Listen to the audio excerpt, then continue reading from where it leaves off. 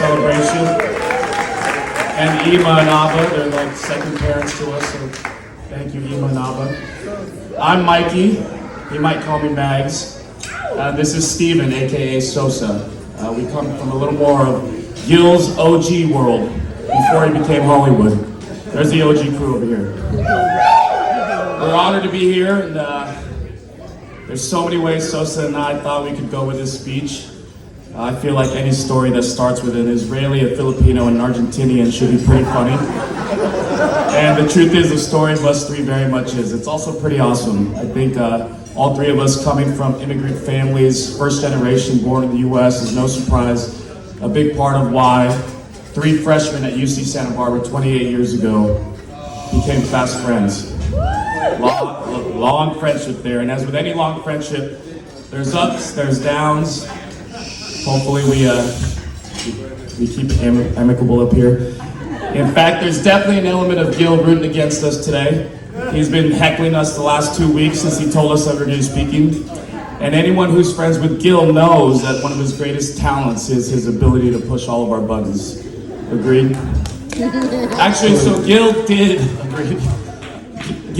do his best man speech. First of all, he puts us in this partner speech, which is really, really, really tough. He spoke at yours alone, right? He did. Yeah, mine too. Classic Gil. Classic Gil. He did do his best man speech for both of us, and well, one of them went great, standing ovation. Killed it. And one of them not so much, and the guy who was not so much is here to return the favor, so I'm going to go ahead and let Sos take over from here.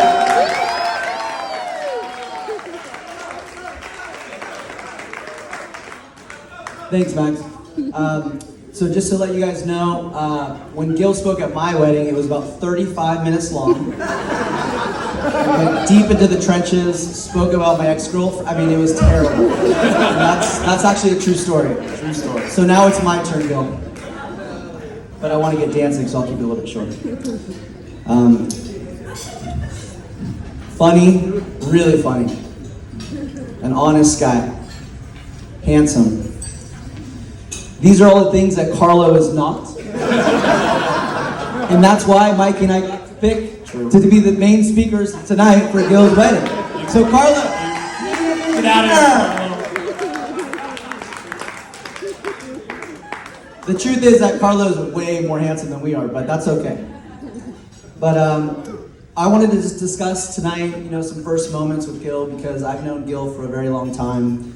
We met early when we were 17, 18 years old, and there's been some great first moments, and we're really happy to be here with you, Gilly, and Hannah, of course, to enjoy your first day of marriage. We're very, very, very excited. Hannah, absolutely beautiful. I mean, there's no one more perfect for Gil than you, just to start off with, and we're so, so happy that Gil found you, because it's just a perfect match. But some first moments for Gil, for some of you who don't know us. The first time Gil met me, I was wearing a tie-dye. I'm from Northern California. I had Birkenstocks. He looked at me like I was an alien. He was just like, what the hell are you wearing? And I'm like, this is what I go to Grateful Dead shows, this is what I do. We ended up going to Europe together. I took him to a Fish show. I took him to a Dave Matthews show. We're in Amsterdam, 750 people bar, Dave Matthews. For those of you who know Dave Matthews, I know there's a younger crowd here. You can Spotify Dave Matthews. We're in Amsterdam, and he fell asleep on the stage. He didn't drink for about 3 weeks, 4 weeks while we were touring Europe. He was super boring, drank Diet Coke, long story.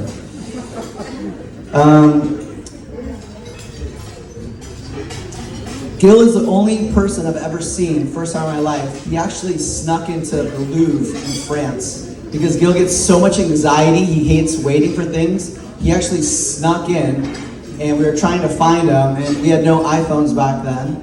And I was just amazed at his demeanor and his prowess to get into something, and that's where I learned about Gil's anxiety attacks that he has. If you watch Gil, he'll just go back and forth. So one time we were in Santa Barbara in college, and we're walking down the streets, and we're talking about first times. Well, it was the first time that I ever got beat up. True story, Gil's with me, Mikey's with me, we're walking down the street. Gil starts yelling at a college football team, hey guys. And I'm like, Gil, why are you talking shit to this guy? You're 7 feet tall. He's just like, no. I think the exact word, if you want to spew into this. That's exactly what Gil said. That's what he said. So, me, I stay there trying to hold the line. I get beat up. Gil sprints away back home. True story. I was alone. I get my ass kicked, and then I walk home, and I have my first black eye. That was a good first moment with Gil. We also bought our first home together. So before Gil got into real estate and everything, Ima helped us out. We bought our first home. We made about 70 grand each at like 19, 20, 21. We thought we were shit. It was very successful. The first time that I ever doubled down in Vegas, I didn't know how to play blackjack. So Gil's like, dude, the dealer's showing the 3. Double down. Put your $100. Well, at the time we were staying at a hotel called Terribles. Raise your hand if you've ever been there. Okay, Terribles. Okay, we got some people that have no money. Good. I double down. Dealer hits. Obviously, he goes 21 with like 8 cards. And Gil goes, you win some, you lose some. It's like, fucking asshole.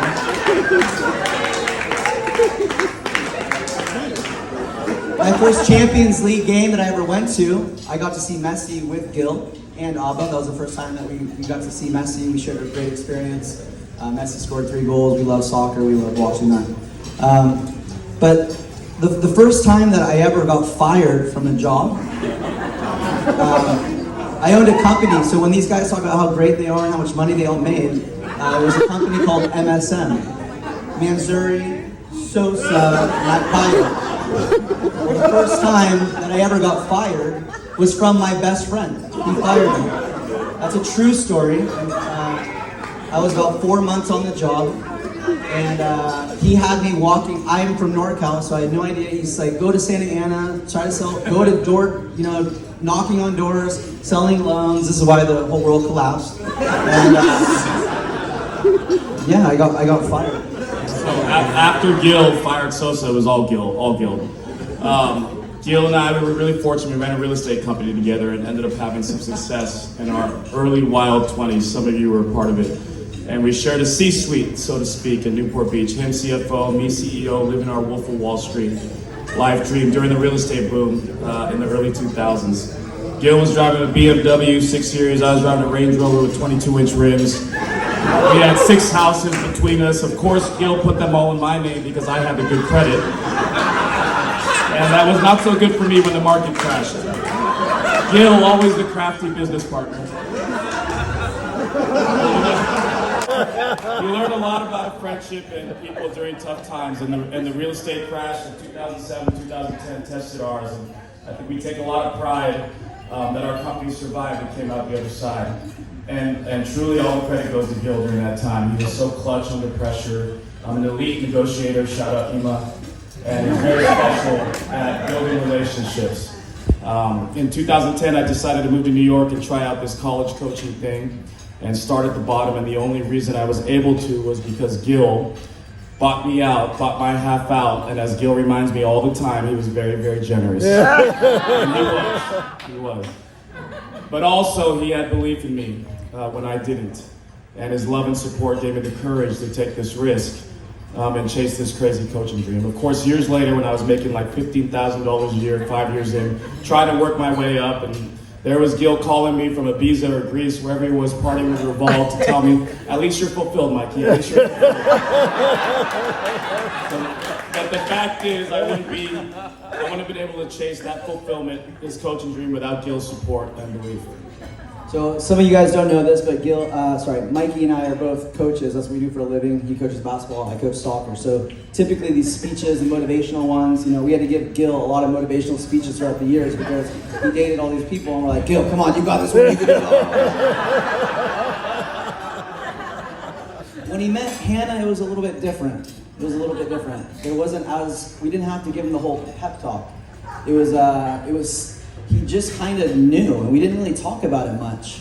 There was just a feeling, and when you see them and you're with them, it's a weird thing. I mean, who the hell would have ever thought that somebody could match Gil? I mean, it's incredible.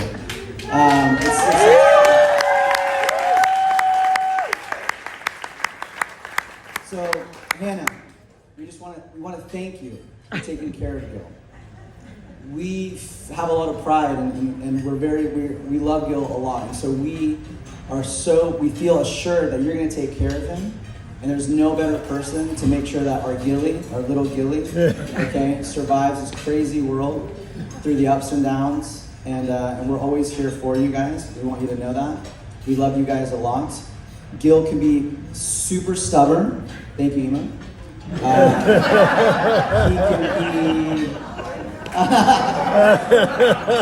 He can be. He's very sensitive. He comes off as, you know, good job, but he's very sensitive.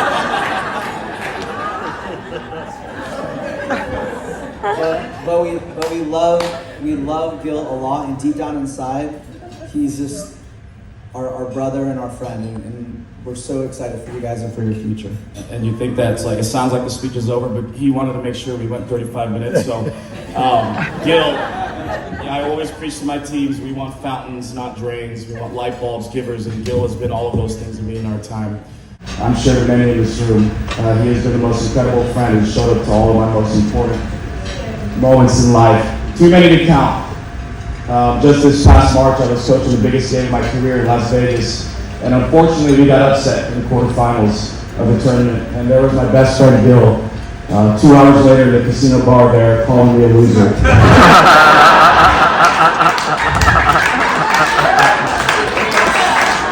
Quick story about Hannah's heart and who she is. My mom was in the hospital last summer for 2 straight months at Cedars-Sinai in LA. And I was coming from Riverside near Gilly, where I coached, and Hannah, without hesitation, offered up a home to use, and I was super grateful for that. Hannah and my family was too. Hannah, it's nice to meet someone who's actually more popular than Gil. When I used to ask Gil what he was looking for in a wife, he used to say he was looking for me with long blonde hair. It seems like we far exceeded those expectations. Hannah, as you know, I love that guy with all my heart.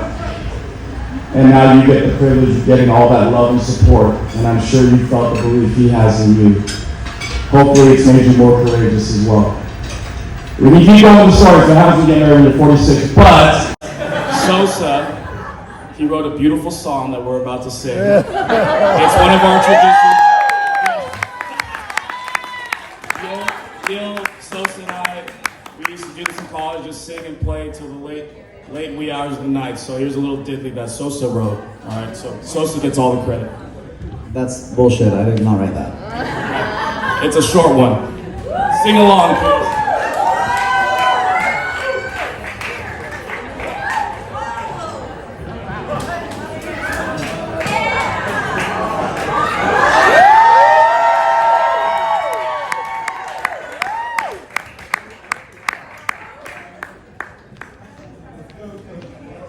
Carlo, we might need you to hold a mic. Of course.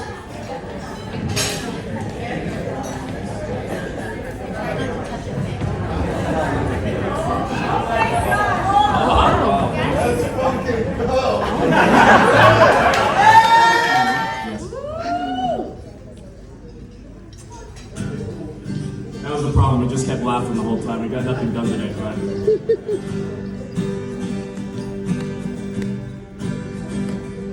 Don't worry about a thing, 'cause every little thing's gonna be alright.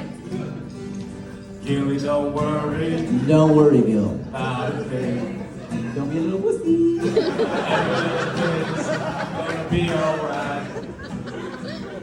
We never thought we'd see the day Gil found love and didn't run away. He was single for years, and truth be told, he wore braces at 20 years old.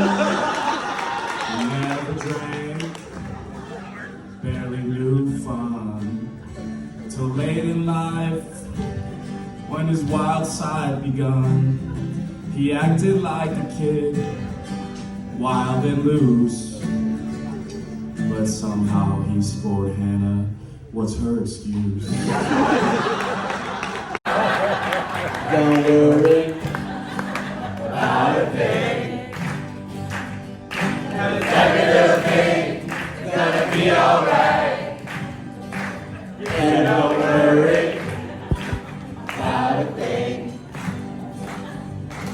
Hannah's got a little puppy. He skipped all the parties when you were young. And now he moves like Cardi B and her big ass bum. So thank you, Hannah, for giving it. You're the blackjack he always wanted to win. They call her Turtle, cool and bright. She loves Gil with all of her might. We never thought he'd change his way, but look at him now on his wedding day.